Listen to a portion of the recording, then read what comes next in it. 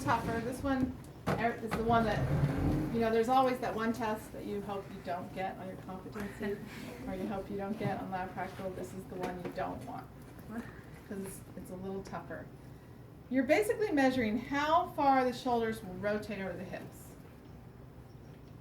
Would you agree that as the shoulders rotate, that includes thoracic and lumbar, and the pelvis is your bottom of that, right? So what you have to do is you have to find the ASIS. So I'm just kind of reaching around here, finding the ASIS, and then I'm going to use that as my stationary arm, because the pelvis is going to be what I don't want to move, right? And it's the bottom of my thoracolumbar rotation. My movable arm is going to be that same point, that same imaginary line that you drew through the acromions for cervical rotation, but that was your stationary arm. Now that's your movable arm, okay? And your fulcrum is going to be right through the vertebral body, so you kind of use the middle of the head, okay? You have to be above your patient. If you're in the clinic, Taylor, climb up here just for 1 minute. If you're in the clinic, you'll see therapists climb up on the table, and if they're small therapists, they'll get above the patient like this. See this all the time in the clinic. You just look over and giggle because therapists are up on the table doing, you know, you just do what you got to do, and that's why being a PT is such a dynamic, physically demanding job, because you're doing something all the time. Okay, so sit up nice and tall. Okay. I'm going to line my fulcrum up with the middle of the head, movable arm through the acromions, stationary arm, another imaginary line, finding the ASIS. I just sort of have to kind of eye it, feel it, and then eye it, okay?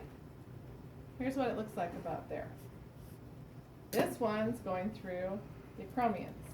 This one's going through the ASIS, but they're pretty lined up in this position, so it looks like they're on the same line. Okay, and then what I want you to do, and a lot of times I'll have them cross their arms, it just seems to help, and it keeps them from pushing. Some patients will do this, they'll push with this hand, or they'll grab behind the chair and pull. You don't want them to do that, so I just have them cross your arms, cross your chest, and then I want you to just twist your upper body to the right and keep your hips planted back in the chair. Okay, don't let your hips twist. Okay, turn to the right as far as you can. Okay, so here's my two imaginary lines. This one is staying stationary. This one stays through the pelvis. This one is going to go where the acromions go. See why it's confusing? Okay, can you go any further than that? Okay, acromion, acromion, acromion, acromion. There's that line. Here's my midline. Here's my axis. ASIS. There's one.